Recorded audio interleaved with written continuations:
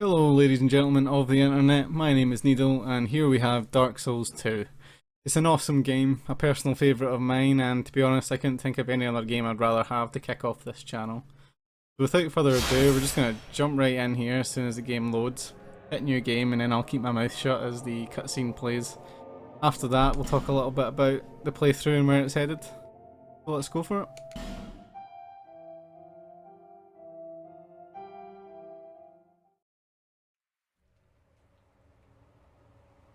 Perhaps you've seen it, maybe in a dream, a murky, forgotten land.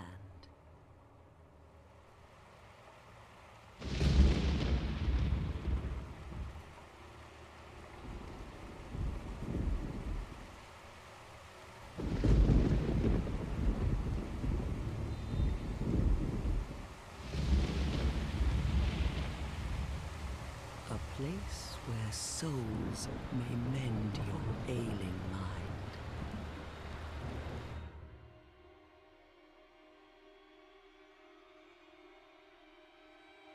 You will lose everything once branded, the symbol of the curse, an augur of darkness. Your past, your future, your very light.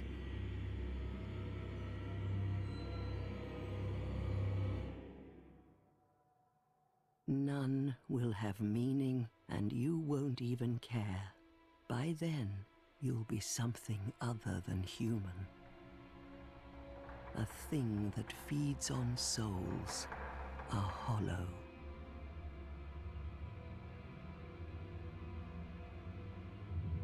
Long ago, in a walled-off land far to the north, a great king built a great kingdom. I believe they called it Drang Lake. Perhaps you're familiar. No, how could you be? But one day, you will stand before its decrepit gate without really knowing why.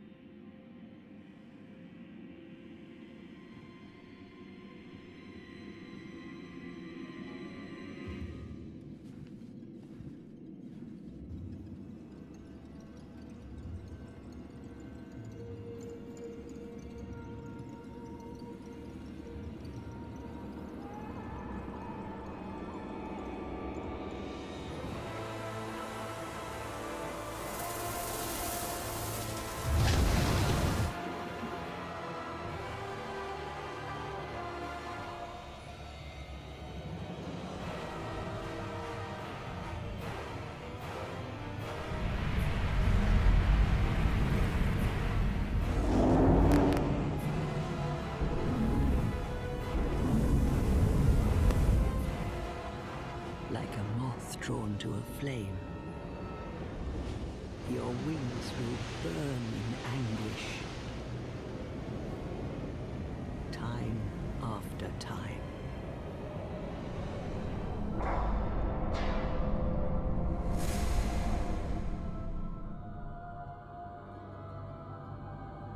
For that is your fate, the fate of the cursed.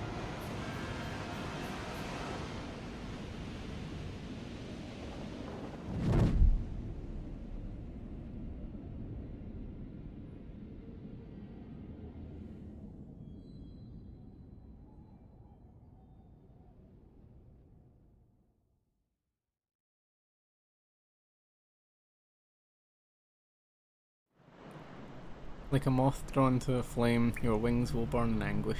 Absolutely love that quote. I think it's amazing, and you got to hand it to From Software. They know how to draw you in with their intro movies. Both Demon Souls and Dark Souls 1 really caught my eye when they showed off their intro maze, and you'd argue that Dark Souls 2 is probably the best of the three. That's just my opinion. And now we wake up in this place. Strange how a whirlpool brings you to this place, but as you'll see over the course of this playthrough, strange is kind of nothing to the world of Drangleic. Things Betwixt. Interesting name, interesting meanings as well, but we're going to head on forward here. A little bit of an eyeful. Really love the lighting of this place. The bones of previous travellers, you can only assume. There's some items in this area, and there's actually an alternate path just around there too, but it's pretty dangerous, so we'll probably avoid that for now. We'll head into this cabin, where we'll meet our first NPCs of the game, discuss our character, and then we'll talk more about the build we're going to use.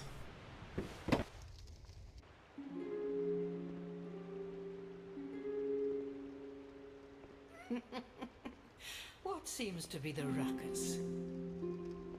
Oh my, your face. The face of the curse. It's an undead. An undead has come to play. They all end up here. All the ones like you. You spoke to that kind old dear, didn't you?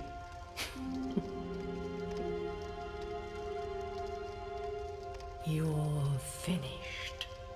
You'll go hollow. Yes, you'll become one of them.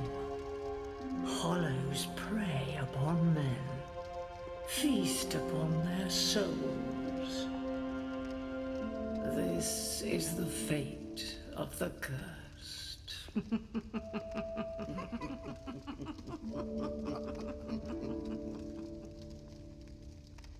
What is your name? Lovely words of encouragement there from those ladies. The name we're going to use for this game, I guess, is just going to be Needle. Seems most apt and simplistic. At least you know your own name. Here's your reward for sharing. It's a human effigy. Take a closer look. Who do you think it's supposed to be? Think back, deep into your past. Yes, it's an effigy of you.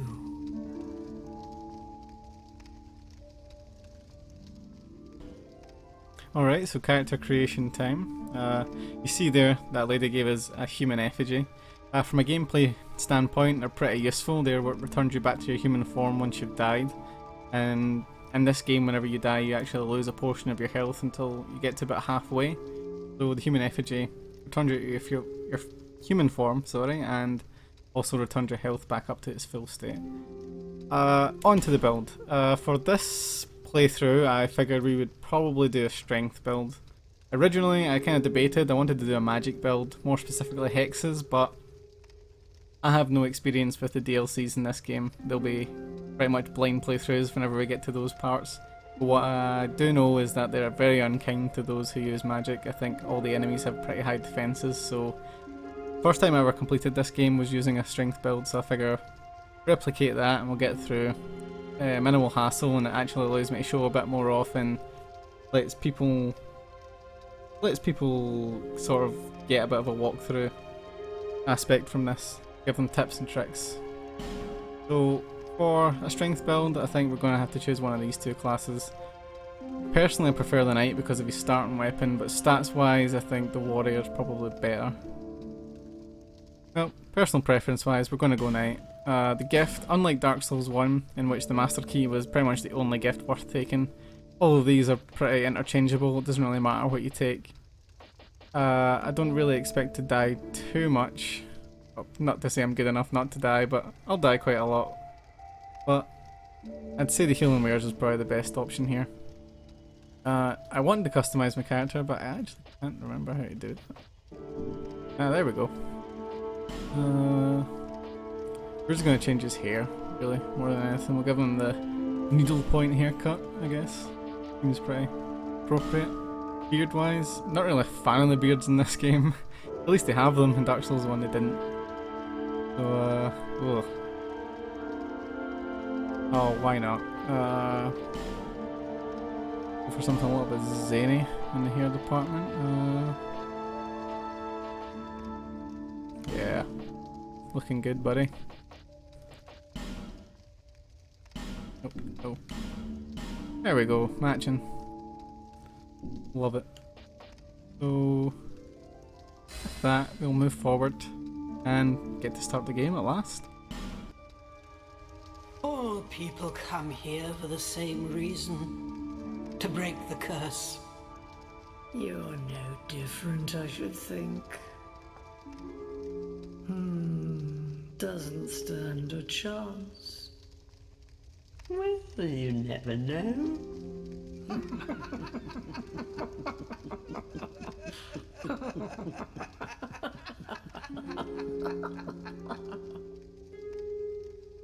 Go through the door and trot along to the kingdom. But remember, hold on to your souls. They're all that keep you from going hollow. Oh, I'll fool you no longer. You'll lose your souls. All of them. Over and over again.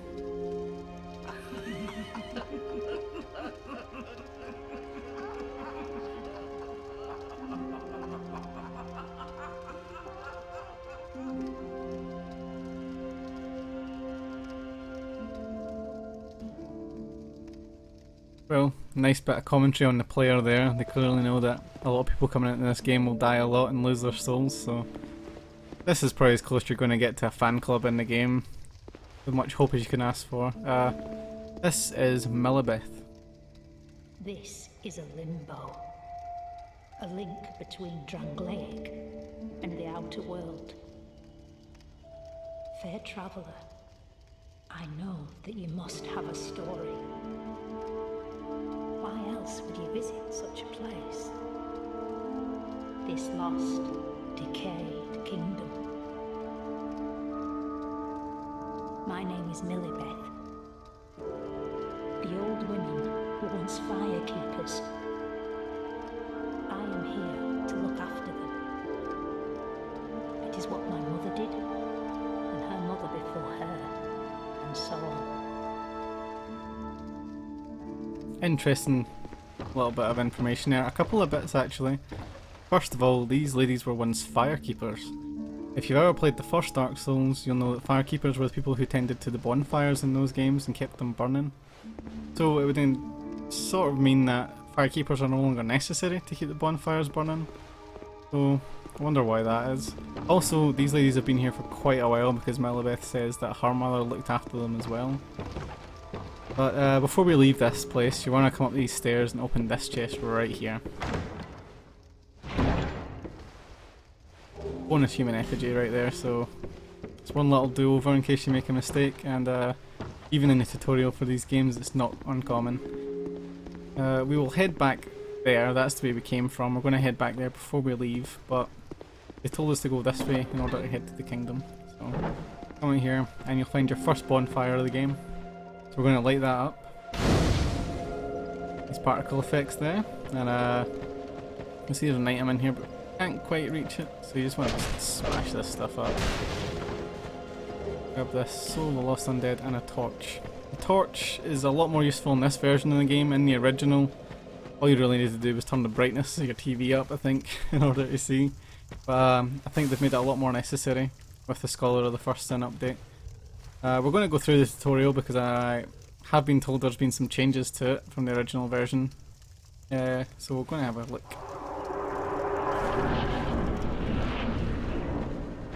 Meet our first enemies who are also wearing the imported set like we were, so they probably imply they're travellers just like us. Didn't quite make it out of the starting area. not tough at all. You go down a couple of swings. Head on through here now. I believe there's a slight bit of an ambush here. Guy just off to the left. Yeah, there he is. And that's a tactic you're gonna really need to get used to in a Dark Souls world. You use that quite a lot. All these enemies sneaking up and coming from behind you, but this is our own opportunity to do just that. We're gonna walk up behind this guy and jab him in the back. A nice introduction, tell you how backstabs work, how to do extra damage. Some weapons also have greater critical abilities to do more damage, and we're gonna pick one up right here. Dagger. Great for getting crits on. Now this guy, yeah, he has a bow and arrow, so you're gonna wanna maneuver just around him. As you're taking him down, someone else will jump in from the right, just over here. Here, this guy too.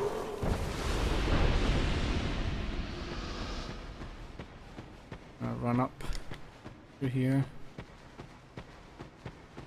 And we have another 2-on-1. And this is reversed this time with the archer further away. But he chose not to fire any arrows, which is kind of strange actually. Look. Come around here, grab this life gem. And walk out here.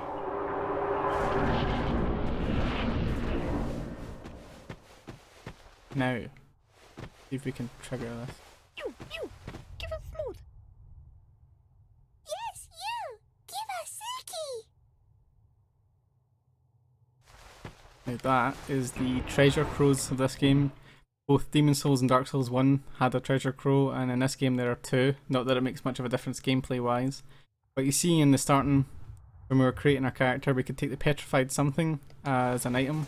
Well, that is actually one of the items you can drop in that nest, and they will turn it into a better item for you. There's different grades. It starts off with sort of smooth stones, and then larger smooth stones I believe, and then petrified something is the best, and they can actually give you weapons that are actually pretty useful. So we're going to drop off here. We kicked that ladder down, by the way. That's pretty important if you want quick access to the crows later in the game.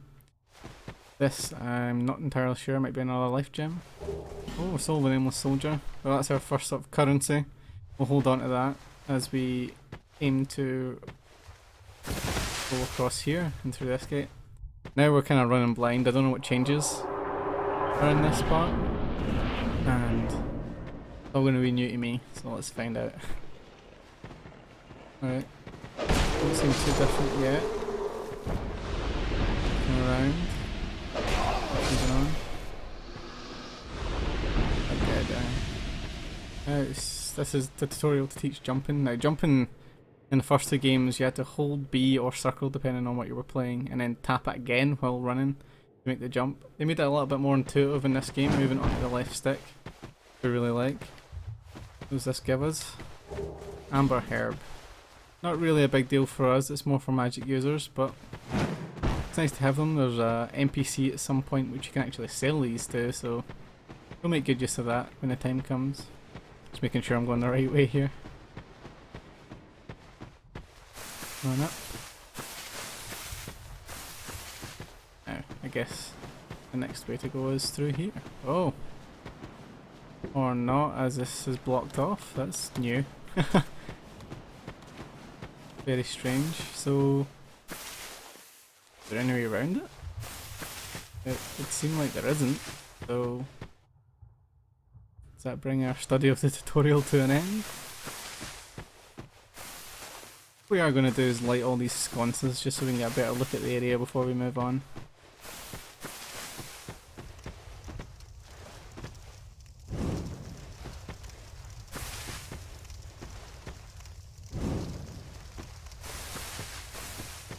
I remember in the original release of this game, everyone thought lighting all these would give you a sort of reward, so everyone ran around doing it, and then they believed there was a reward for lighting every sconce in the game, and there wasn't anything like that, unfortunately, so it made people a little sad. But with the new lighting effects, thanks to the Scholar update, it does make everything look a lot prettier. I've got one up there on the next to the crows. We'll run back up there and do that one too. So each torch you pick up I think gives you 5 minutes of light. I mean that's 5 minutes real time. because there is no in-game clock, I suppose. But, eventually you just find tons of them, or at least in the original version there was. You just remember having like an hour of torch time by the time I completed the game. That's that, all cleared up, looking good. Yeah, I'm wondering if there's a way to get up there. I'm going through there. We'll check it out again.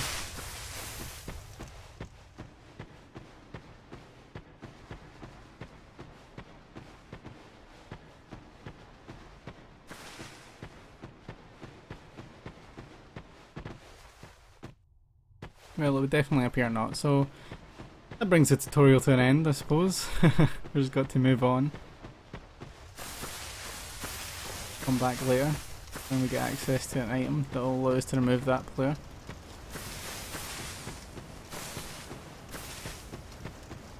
Out into the sunshine at last. Roll through these caverns. Oh, it's beautiful. Let's see what awaits us. Check out that view. Wonderful. Now, before we move on, there are some items in this area to pick up as well. Over here, you have a Divine Blessing. And by dropping down at this gap, got to be pretty precise, you see below, all down here. Whoa. And then angle yourself so you fall here too. And this will give you a Morning Star and a Cleric's Sacred Chime. Now if you're running a hex build, that's pretty useful if you started as a sorcerer, because some hexes actually require chimes as opposed to staves, yes. And that's the quickest way to get a chime. The binoculars are very useful whether you're playing physical or magic, because they get you a much longer range if you're using bows and stuff as well. So we're going to light up this. This is going to be our hub bonfire, the most important one. And a very important NPC right over there. But again, time to go and hoard all the items in the area. So soul and the life gem. I keep forgetting whether or not there's an item up there at that shrine. I don't believe there is. I'll leave it for now. You see there's one there in that tent. Now there's a really weird glitch that used to happen. I'm not sure if it's still happening. But in the original version of the game, you could stand very close to this wall. It doesn't seem to happen. And you could talk to the NPC on the other side. It's always dead strange whenever you start the game, come through and try and pick up that item, but instead end up talking to the person on the other side of the wall. Coming in here, and some bloodstains there where someone's trying to take on Moglin here, the armourer. We'll talk to him in a little bit as well. He's going to help us out early game with regards to shields and armour. If you come to these ladders at the back, you can open this. You'll find your first upgrade stone. Titanite shard. Titanite is used to upgrade your weapons and armour. And that goes for both physical and magic builds. I think it upgrades staves and chimes too, so very useful to have. Now, an even more important item is right over here. Very innocuous. You might not even suspect it, but in fact, if you hit this rock, get yourself an Estus Flash Shard. So that's pretty useful. Even more useful once we run over here and talk to the lovely young woman standing at the edge of the cliff.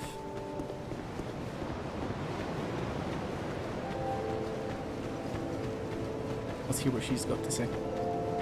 Are you the next monarch? Or merely a pawn of fate? Bearer of the curse, I will remain by your side till this frail hope shatters. Take this with you. May it ease your journey. Very, very important item, which we'll check out in just a minute. Go on and see the king. He who made Drangleic what it once was. He who peered at the essence of the soul.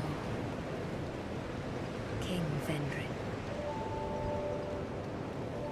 Well, alright, now we have a mission too. I'm going to go find the king. So let's go check out this item first of all that we just got. Better to equip it in the first slot here.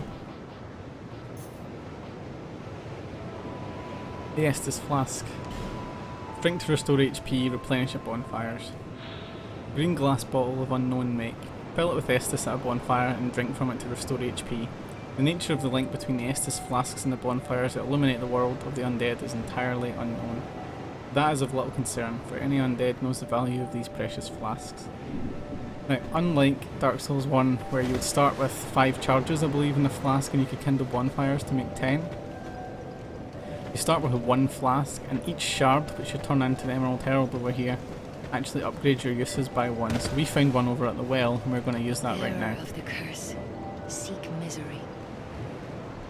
For misery will lead you to greater, stronger souls. You will never meet the king with a soul so frail and pallid. So that's the Monarch. That's the Emerald Herald's way of saying we need to level up and beat some bosses before we can actually go ahead and meet the king. Seek those whose names are unutterable. The four endowed with immense souls. Their souls will serve as beacons. Once you have found them, return here to me, so that hope will not fade away. Again, that's a little bit more direction for us to go. There's 4 main souls that we need to collect in order to see the king. We'll branch out into that in a little minute once we finish talking to her here and upgrade our flask. Is that a shard you found? Here, let me see it, so that I may help you. To see light, to see hope, however faint it might be. We're going to upgrade our flask here to get an extra use by handing over the shard right now.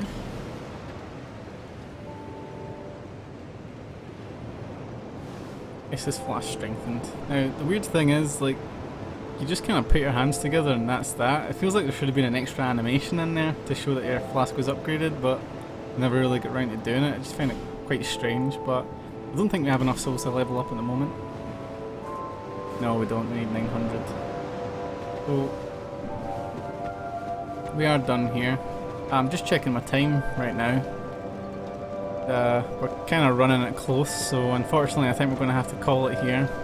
I know it was a pretty uneventful episode to kick off with, but stick with me around for the next few episodes and we'll see where it goes. We'll see you next time. We're going to explore Majula, talk to the NPCs here, find out more about the people who make this place what it is, and then we're going to head on down over here. This little tunnel over here, we're going to head down there and see where that takes us. So I hope you'll stick around for more episodes. Thanks for watching guys, and I'll catch you in future ones.